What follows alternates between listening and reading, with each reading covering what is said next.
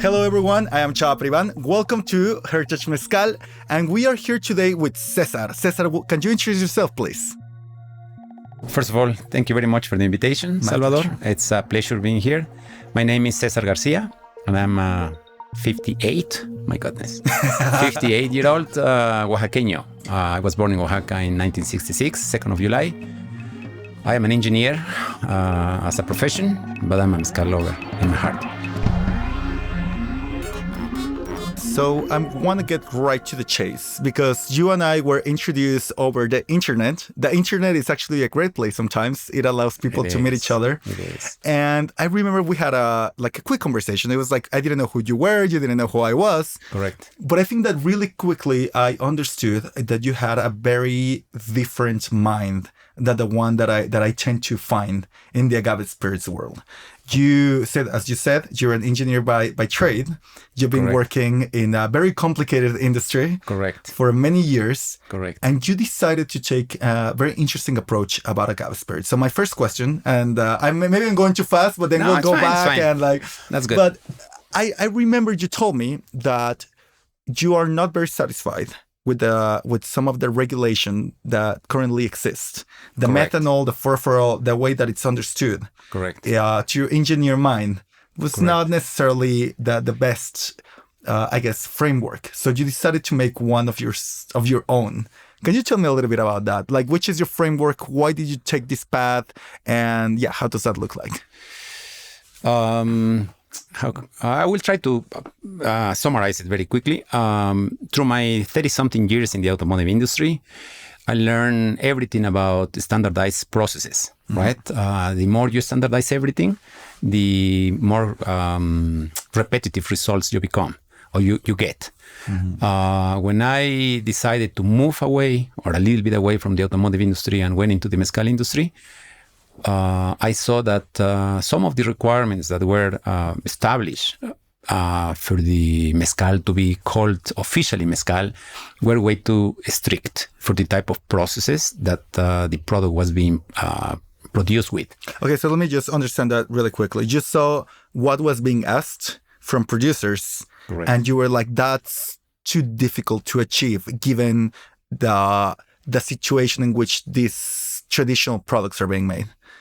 Yeah, you may be wondering how did you know it was way too difficult? Strict, No, basically, as an engineer, you always observe and you always start working with data, right? So when I first started producing mezcal with my friend, because he's actually my friend Rolando in Santa Catarina, Minas, as an engineer, as a person working with Germans for so many years, I was 100% convinced that I needed to stick to the norm 070, which is the Mexican norm that regulates all of the compounds, the chemical compounds in the mezcal. So we started producing, and as an engineer, every production that we had, we would send it to the lab. And what I started to see is that out of 10 batches, for example, maybe 50%, 5 could pass the norm, and 5 couldn't pass. That's a terrible. Yeah, correct. That's a terrible situation. I'm sure that gave you a lot of anxiety. Yeah, I mean, I was asking myself, okay, why? Why are not we doing things correctly? Is it the agave that is not ripe? Is it the process? Is it the fermentation? Is it the distillation? Is it the sweetness that we distill the mezcal? What is it? And we were, we always ask people that have the knowledge, that are from the industry. And of course, I am an engineer, but I didn't have a lot of experience in this type of process. So I went to friends of my maestro from Rolando that we were asking, and one would tell us, you need to shave the agave heads really, really tight. They have to be practically white. The other one was telling us, the roasting is not so exact. You need to remove all of the burn surfaces of the agave. If the roast is not properly done, you get a lot of carbon, right? So you need to really shave and remove all of that. So they call it pérdidas. Right? And the other one was telling me, when you prepare the vats and you mix them with water, you are not mixing them incorrect. So you need to mix them after 2 days, after 4 days, and so on and so on. And the next one would tell me, you are distilling with too much fire. So every other person would have their own experience, right? So we went back and we continue improving the harvesting, meaning the shaving, the roasting, and everything. But we still saw that the percentage was about the same. So I was asking myself, what are we doing? I mean, how can we improve it? And basically, at the end of the day, I said, this is a process that cannot be industrialized or standardized in such a way that every batch would pass the Mexican norm. This is such a critical thing that you're saying, Cesar, because I think that the people that made this norm, I don't think they've ever gone to a palenque. They probably have, but they don't understand. Well, I don't know. Maybe too political, maybe too. To shake hands and have a mezcalito, maybe. No, I think let's think about it positively, right? Okay, yeah. Let's give them the benefit of doubt. Yeah, the benefit of doubt. Let's think. Why would you establish a norm for something? In order to prevent things from going wild, right? Yeah. So I think standardization is right, but like everything in life, you have to have a balance. You cannot standardize something that it does not depend on, let's say, machinery that you have, or methods that you use, or materials that you use. So the only thing that you can standardize in this case is, it's got to be distilling clay. It's got to be doing in an oven pit. So the method is you could standardize, but the process itself is very difficult, in my opinion. And because of that, the results that you will get are all over the place. If you use a Gauss bell curve, you have a Gauss bell which is almost flat. The process is so big from one agave into the other that you cannot standardize it. So basically, and I think that's what has happened in the industry. A lot of people have moved away from the mezcal industry because otherwise they would have either to do magic. Let's put it in nice words. I love it. Let's go with magic. Yes. They have to use magic, or they would have to sell their mezcal or their spirits locally to countrymen, to people that are in the town. And obviously the price of it would be a lot lower. Absolutely. Yeah. So I mean, this is so interesting to me, because what you're saying is that the tolerances that this process admit are very large, and in a way, I mean, I don't know if you are going to agree with me, but that is really what makes it so incredibly interesting. Because I think you're saying standardizing it's good, and I think there's things that we have to respect, obviously, right? Correct. Certain amount of methanol so we don't go blind. Certain things that are going to prevent us to be harmed by the product. Correct. But then when are we hurting the diversity and the magic, I mean, the true magic of this product, right? So, but you came to a conclusion. You made your own standards to work with, right? Yeah. I saw that 50% was going to waste, or I wouldn't be able to sell it with my Mezcal brand. So I decided, what are other people doing beyond Mexico or outside of Mexico? So basically, as an engineer, I even have a friend that is from Slovakia. He's in Argentina right now. He's the plant manager of the Volkswagen company there. When he knew that I was producing mezcal, he told me, Cesar, I would like to see your process. And he's a very good friend. Gabriel is his name. So I invited him to Oaxaca. We drove together from Puebla to Oaxaca. And during this 4 hours ride, we were exchanging a lot of information. And then he asked me about the Mexican norm. I gave him the values. I even gave him the article that we were using. And then he was asking me, it's weird. It's weird that you guys are using 300 as the norm limit for methanol. 300 milligrams, when we in Europe are consistently higher. He was telling me 500, 600, 800, even 1,000 milligrams, right? And we came to the conclusion basically that this norm was established at certain point in time by a very well-established industry, very standardized industry that had a lot of machinery and a lot of equipment that would be able to over and over again repeat the same process and have consistent results. But that process is industrialized process. And basically, that's the tequila industry. No, 95% of the tequila industry is industrialized, right? And when you have such a process, and we could certainly do it, we could invest maybe $500,000 in a palenque instead of the 150,000 pesos or whatever, or $1 million pesos and buy a lot of equipment, and we could establish an industrial process. But that wouldn't be artisanal, wouldn't be ancestral. It will be another thing. Not that it's worse or better, but it's another conversation, correct, right? And every product would taste the same, which unfortunately for some is good and for other people is horrible. I mean, I'd like to say that the times of absolute vodka are over. You know, we're past that moment in which we wanted the world to be all equally the same. I think now, happily so, we prefer some diversity, right? So I like the world we live in, which diversity is more celebrated. Correct. So, to come to your question or give you a straight answer, yes, based on that conversation with my friend Gabriel, based on what we had discussed, we said, you know what, forget about it. The 300 is what we need to fulfill the Mexican norm. But if we are 400, if we are 500, we are perfectly fine, not even with the furfural.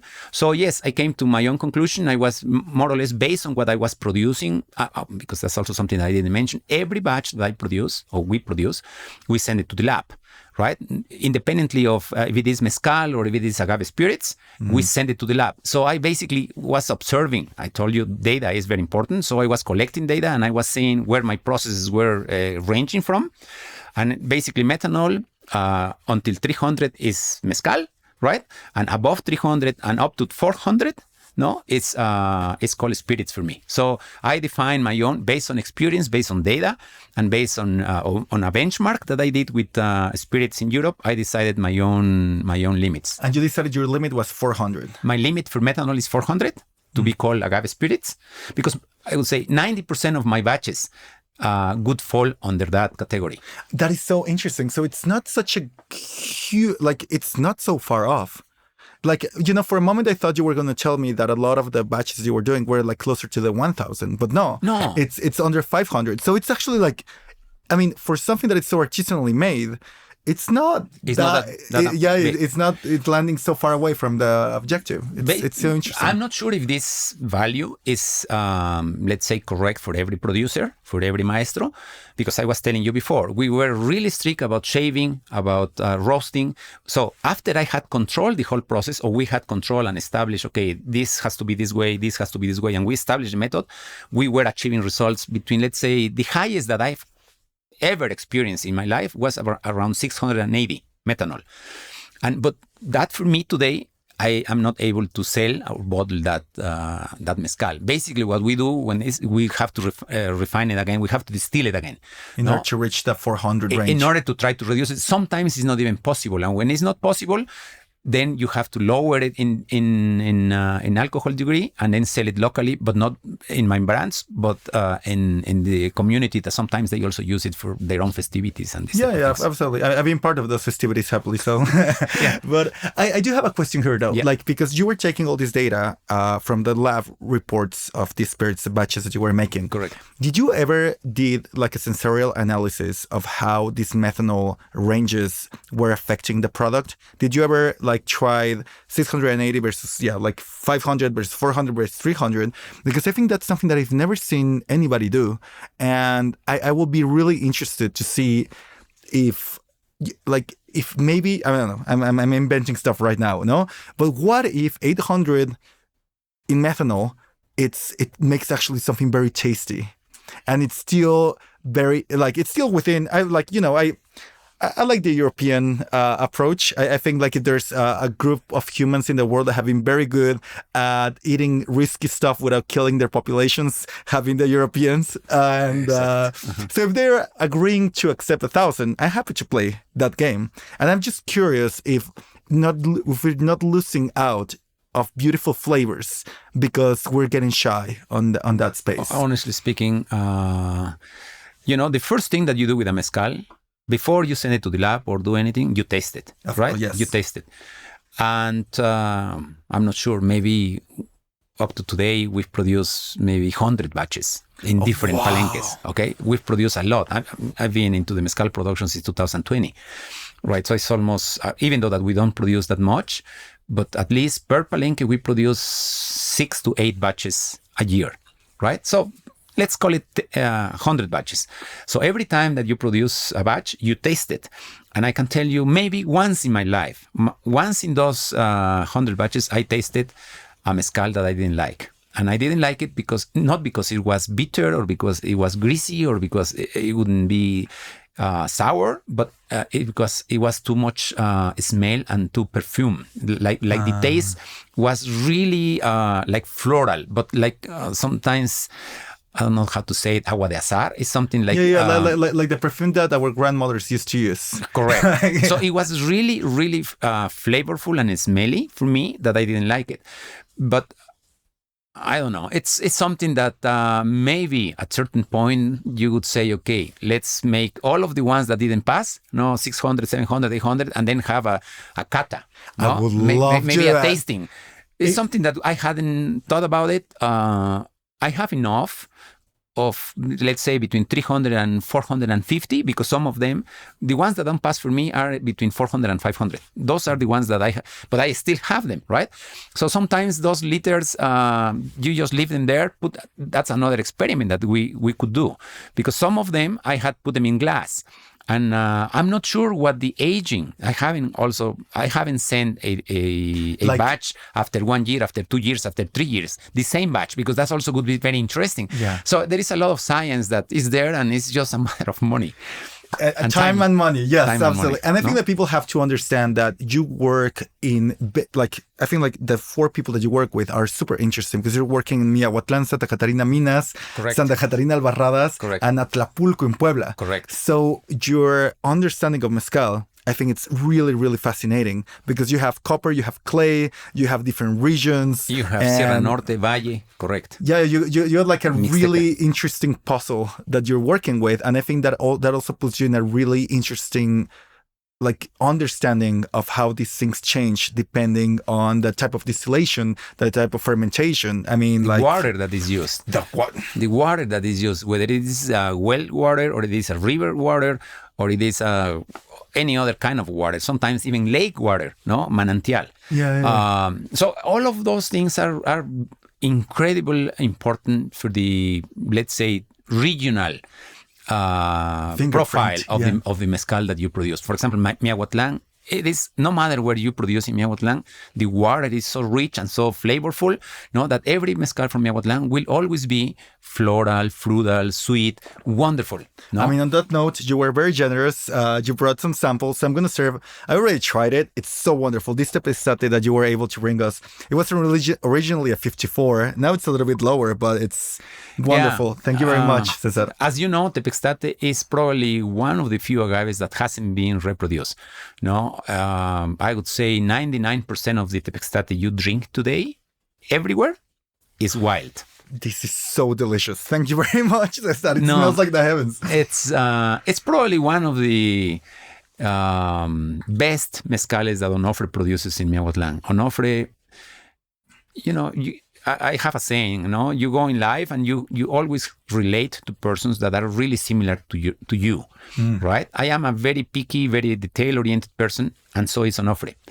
Onofre is probably the pickiest maestro that I've met in my life. He doesn't like maguey that is not capon. He doesn't like agave that is not properly ripe or properly shaved. He does everything on his own. And he's a genius. He knows, 54 degrees, and I can mix him with so many other leaders from heads and then tails, and it's going to be 48 degrees. And I'm sure, Cesar, we can certify it, no? Or no, tepextate, no, I cannot make it. So he's very detail oriented, and he doesn't like it above 48 degrees though. So when we had the 54 degrees, he was telling me, Cesar, I still need to mix it because I don't like it the way it is. And I said, yeah, 54 is wonderful. But then honestly, I could not afford the price. The Yes, 54 that is, degrees in yeah. a Tepextate Silvestre is something that you could not find anywhere. It's a Rolls Royce. Yeah. Like it's Yeah. a custom made Rolls Royce. Yeah, no, I get that. So he asked me, can we and his favorite mezcales are 47. So I also didn't want to force him into something that he doesn't like, because at the end of the day, it's his culture, it's his expertise, his knowledge. So, I'm just an outsider. But it's so interesting to me because I can, all of these things that you're saying about him being so picky, so meticulous, so intense about picking stuff, I can taste it in this mezcal. It is the definition of immaculate. It is incredibly I'm going to tell clean. him that you were impressed, and I hope you can meet him next time when you come to Oaxaca. It will be my absolute pleasure because I think like I have such a strong nostalgia for well-done tepestate. I think some of the first things that I tried when I started drinking mezcal were just beautiful tepestates. And it's sort of sometimes I think I dream about it, Like sometimes I don't find them. I was like, was that real? Were those flavors real or it was just part of my imagination? No, and no, they they're exist. here. Yeah. They still exist. This is absolutely a treat. Thank you. I'm glad you like it. We produce, we have like 700 liters of this tepextate, and he told me, Cesar, this is the last batch that we will produce in years. Because even in the regions of Miahuatlán, the tepextate is not as common as it used to be. And if you find tepextate right now, it will not be ripe. But why so? Because it's been overexploited? Yeah, I can see that. Everybody likes, tepextate and jabalí are probably the two agaves that are, I would say, from the rarest that you don't find anywhere. And for some reason, a lot of people seem to like them better than the rest.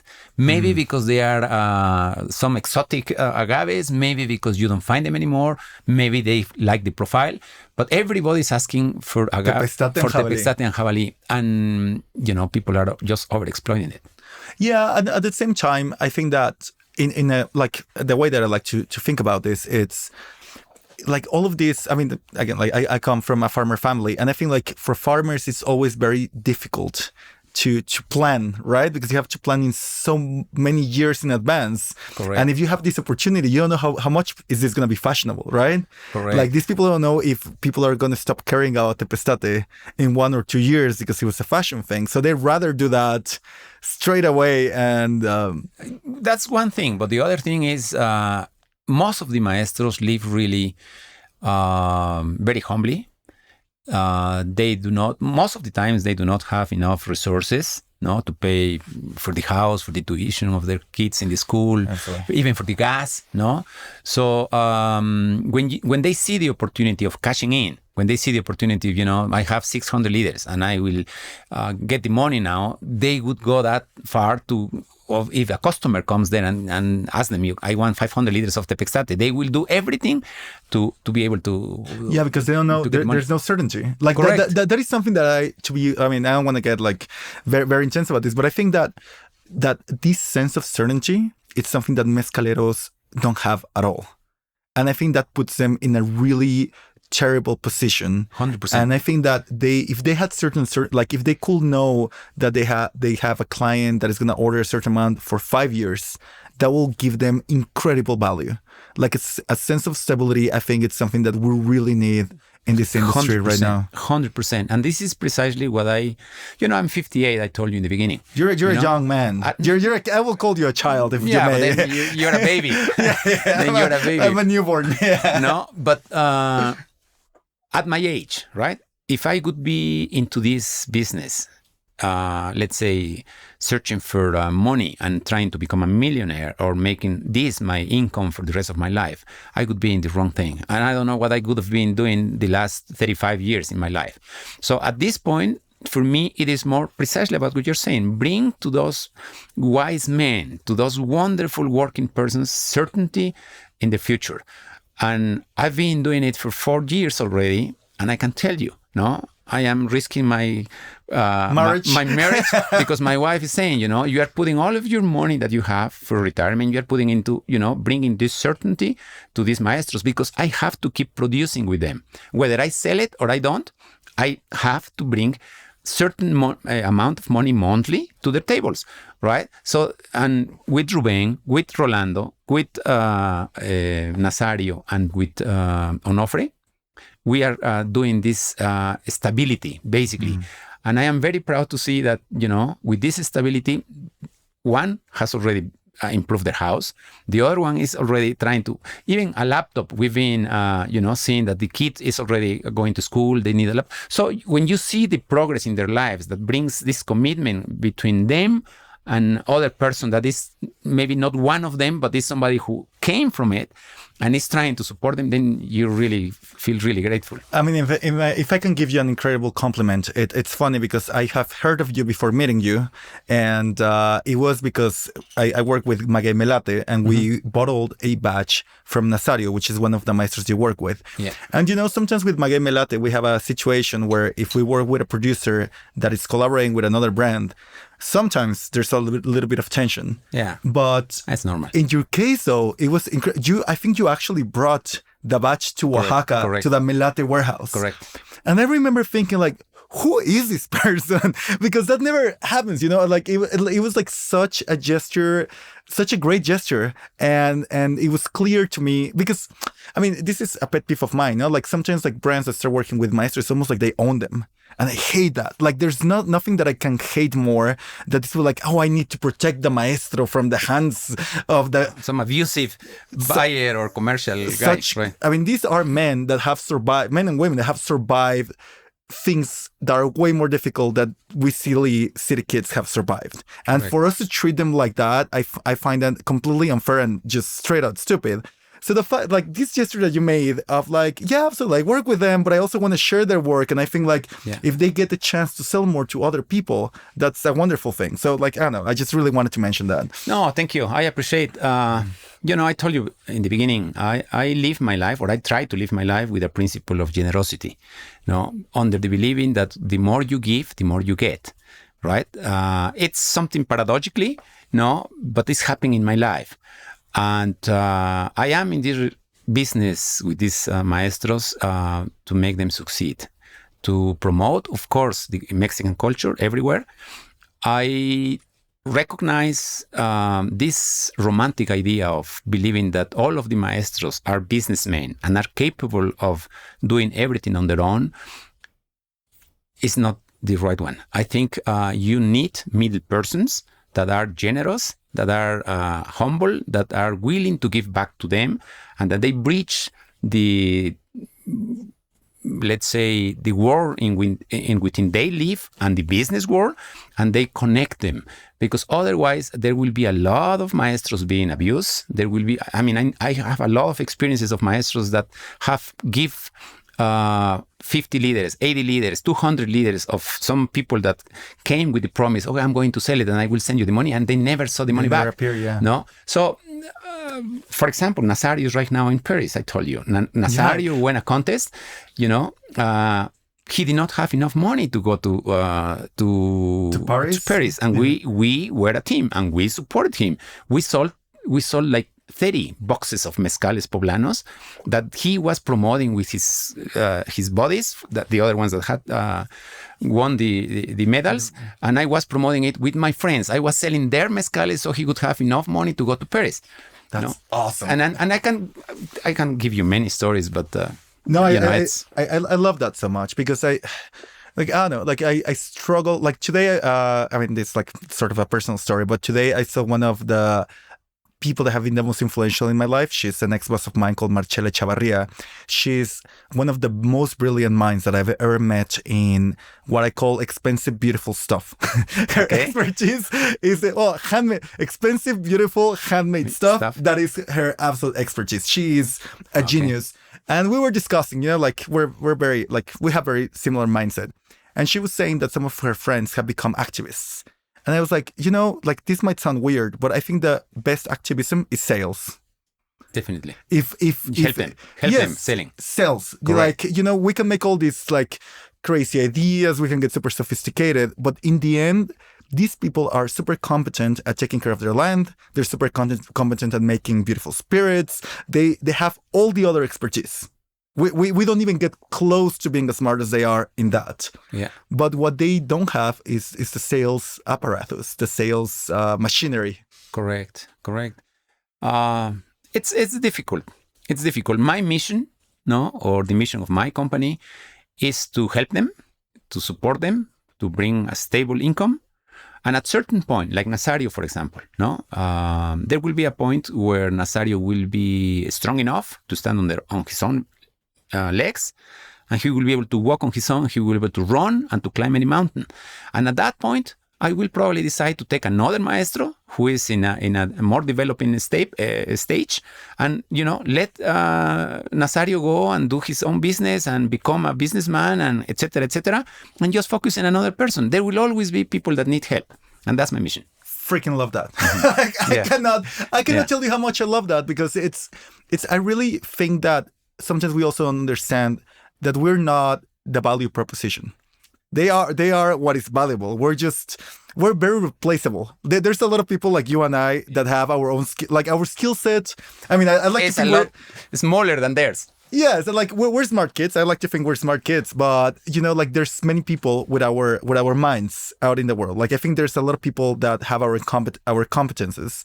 They are the ones that are like rare jewels that it's impossible to find in the world. Correct. You were telling me the other day, it's like Michelangelo. Michelangelo from San Miguel Atlapulco. Well, I like to say Michael Jordan, but yes, I mean, he is the best sculptor from Italy, but in Atlapulco making mezcal. Yes, right. Or he's the best painter in Spain. Doing it in Santa Catarina, Minas. I mean, if the world would be that old, right? To see this, let's put it in 1,000 years, or in 800 years, or in 600 years, these maestros may be as well known as the European artists, because this is an art. Absolutely, and I think what hasn't happened is the world has not been educated yet in these themes.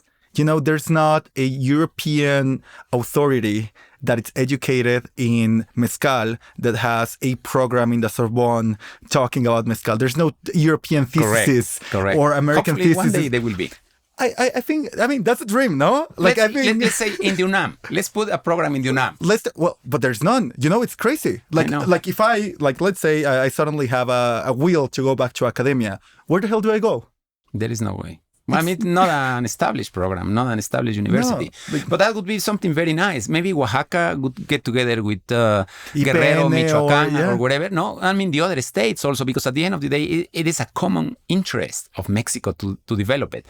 And Oaxaca is probably the one who has exported 90%, 85% of the mezcal so far. But Puebla is growing and very rapidly. Michoacán, Guerrero, San Luis Potosí, all of these states that belong to the denomination of origin, even though the ones from agave spirits, they have a lot of things that could, Estado de Mexico. Estado de Mexico has wonderful stuff. And I think if they were given the chance to have a little bit more, attention, money, sales, and recognition, I think we're missing out in a lot of stuff. So let me, I guess... invite Mr. Carlos Slim to invest in the mezcal culture, because I think it is something that would make him very proud, or any people with resources. Maybe, Well, but I guess it gets a little. We'll have that conversation outside of the podcast. All right. But first of all, cheers! Salud. Thank you very much. Cheers! Thank you for inviting me. But I do have another question, just because again, I think you are quite a specific mind within this space. Is there something that you will really like to measure? Is there something that it's a big... We were talking about El Timbre in in Albarradas, Santa Catarina Albarradas. Yeah. Can you tell me a little bit about that? Because I think that this is about something... the timbre? Yes, please. Yeah. Because I think that's something that I'm very interested about. I've seen very little content around El Timbre, and I think it's something fascinating that just... I think most of the... I can only explain... talk about Oaxaca, right? But most of the towns in Oaxaca that are in the Sierra Norte, which is above 2,000 meters, let's say 1,800, 2,000, 2,100 meters, that produce mezcal suffer under the same situation that Albarradas, right? I would say 60% of the year, the weather is cold. Mm-hmm. Even if it is summer, maybe 22 degrees, it would be already a hot day in Albarradas. Of course, if you are under the sun, it would be harder, but the ambient temperature would be 25 degrees probably, right? In winter, it could be, maybe 8 degrees, which 0 is degrees. Super cold for... 4 degrees, yeah. So as you know, the fermentation, it's 100% natural fermentation. The yeast that is used is common in the region. It's nothing that you can... Whatever comes to the party. Correct. You open the doors and whatever comes to the party, that's... Correct. So historically, they've suffered with lower temperature. And if you research the different yeast, the different microbacteria that helps the separation of sugar or the conversion from sugar into alcohol, they live between maybe 20 degrees, 18 degrees to 33 degrees. Let's say in that range, that's how they live. So when the temperature in the palenque or in the vats where the mixture is being produced and is being fermented or is being prepared to be fermenting goes below the 18 degrees, this bacteria suffers, right? Sometimes it even dies.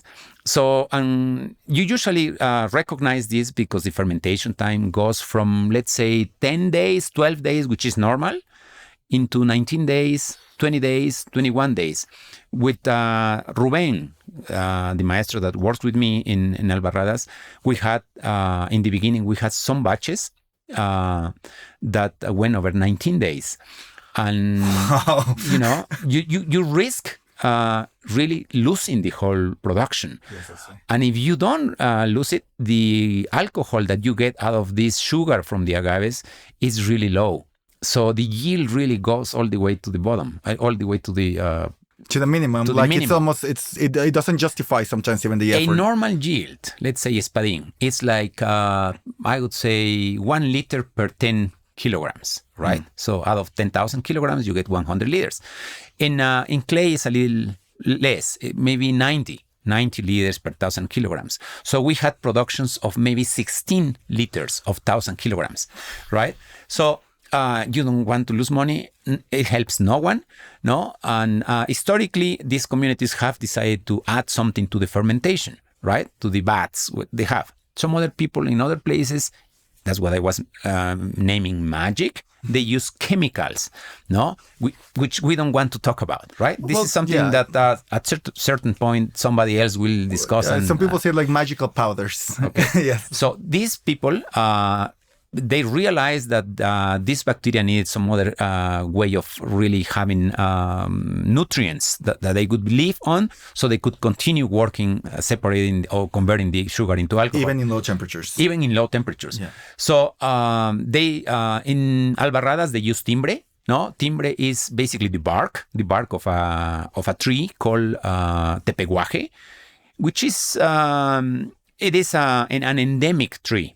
Right, an endemic tree, a tree that grows maybe in 10 years. No, the tree is not that huge. It's a tree with a diameter of maybe, I would tell you, maybe 8 to 10 inches. The trunk, right, and it goes probably, I would say, 10 meters, 25 feet. Right, it's not that high. But and that's what they use. They basically come and remove all of the branches or some part of the trunk, and they smash it at home. No, in the palenque. This is actually a very nice activity. Yeah. Visually, it's amazing. It is a family activity. No, we were just like a week ago, we were in Albarradas. We brought some friends to see the whole process. And the whole family, the maestro, his wife, his kids, his grandkids, the mother, everybody comes, and they basically gather together in a dirt piece of place. No, they bring the timbre, all of this wood. They have their own tools that they have developed, which are super cool. I want one of those. Yeah. It's very nice. Like miniature mallets that are like almost like little sculptures. They basically go and and select some branches that have this hammer. See, hammer shape, like I guess. Hammer shaped, and that's what they use. And I don't know if you've been in San Pablito in Puebla where they produce the papel mate. I have not. No, okay. When they produce the papel mate, you basically here in the town, they're smashing tac tac tac tac tac tac tac. the whole evening. I mean, you can go to bed and they keep smashing. So that's how these people start smashing. And which is very interesting is they start singing, they start talking, they have a rumor that is coming, something is happening in the town. They start exchanging. And the maestro usually comes around and starts, inviting them mezcal. So by the end of the everybody's drunk out of their mind. Everybody's drunk. Everything is wonderful. I'm sorry, I just no worries. It's fine. Like enthusiasm at its best. It's a wonderful experience. But what the timbre does is basically gives food to the yeast. The yeast keeps working, and that's how they overcome the situation of the temperature. It is, but isn't it crazy for you that like that level of understanding, like this is like such a sophisticated thing to do, right? Like you Correct. realize, you see like and they're imagining these things. They don't have microscopes. They don't have like the tools to evaluate them, but they found a way to use something that grows in their region to solve a very specific problem. 100%. It's insane. Like for me, but that's civilization, It's that like, okay, who invented the corn and how did they know the corn could be used for tortillas, right? It's kind of the same, but it's observation, and this is precisely what makes the mezcal so wonderful, no? Because you are, through the mezcal and through the exchange and explanation of these practices, you are sharing their culture, Mm-hmm. And this is the other thing, impressive things happen. We went there. We started talking to, obviously, the maestro and his family. They speak all Spanish, but then his grandkids came, right? He has 2 grandkids. One is like 5 or 6, and the other one is 3, right? None of them speak Spanish. They speak only Zapotec. So we were talking to them, and they couldn't understand us. And then we realized, you know what? This is so impressive that these kids are, bilingual by the age of 8 or 10, because they speak Zapotec and they speak Spanish, right? And they are so humble. So basically, we were communicating with gestures, hambre or whatever. And they are so rich and so beautiful that when you come, and for example, our friends that came, they came from Asia, they were so impressed that they were really happy that they had been able to see it. And they said, you know what, we are going to, when we have these mezcal tastings and so on in Asia, we are going to share these pictures and these experiences. And this is basically what the mission and the vision for my company is, no?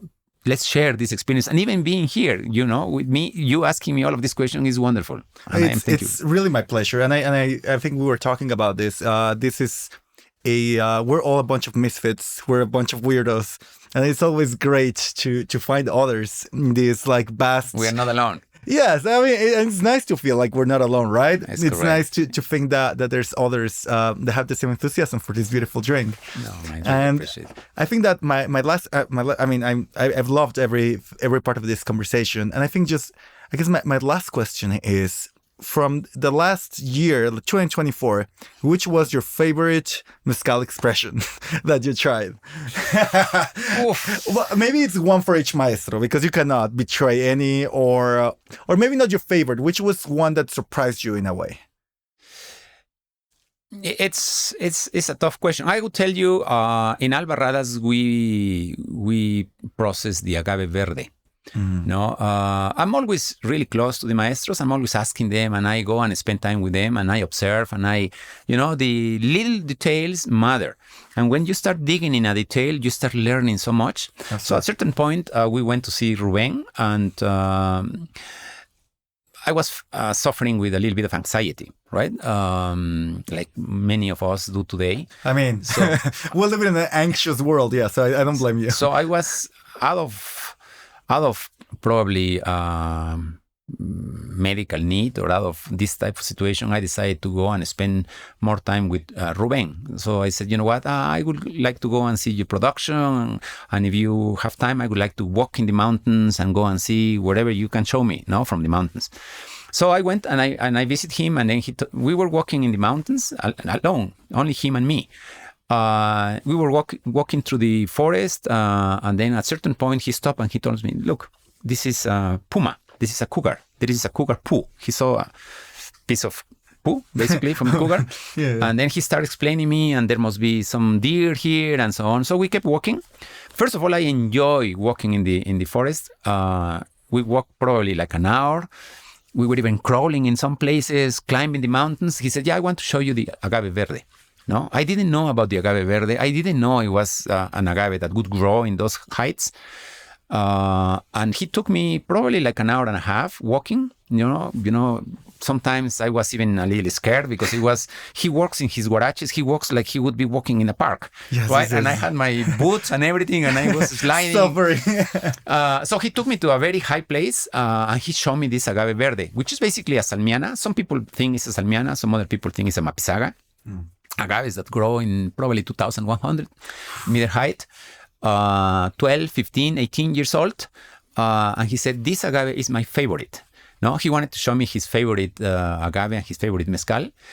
And then he took me to those places, and on its way, we walked through these experiences with the cougar. We look at some ancient caves where his ancestors had probably spent nights or something, because he took me to these caves and he showed me everything, and he said, look, here's where my ancestors used to stay, and some of them came and planted some agaves, but they came here because this agave grows here, and this is what my grandfather used to distill, and this is my favorite, he told me. That's insane. So to make the story short, we went back. I said, I would like to help you doing this, because usually in these communities, you need to ask for permission to go and harvest these wild agaves.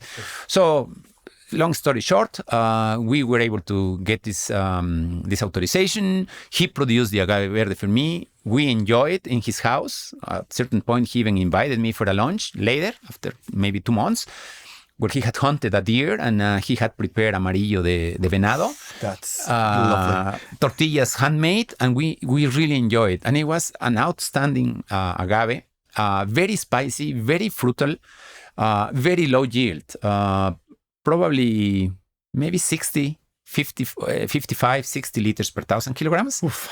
And the batches are usually 2,000 kilograms. So it's probably 100 liters, 130 liters. No, I don't meet your 250. Very small production. And it was a really nice experience. And probably the whole situation is what makes this batch enchanting, I would say. No, magic. Absolutely. And I really value it. And I'm really grateful with Ruben for sharing all of these things with me. Because yes, like we're outsiders in the end of the day, right? So them opening their land, their knowledge, their spaces to us. Next time when you're in Oaxaca, I'll let you try it. It's wonderful. So, like I'm like trying to imagine that. This is a wonderful story. I will really try. And if people are in the United States, can they get that? Like the agave verde? Yeah. Not yet. Not yet. No, we are only exporting. Puntiagudo only sells at this moment Onofre. Onofre is the first maestro we launched last year.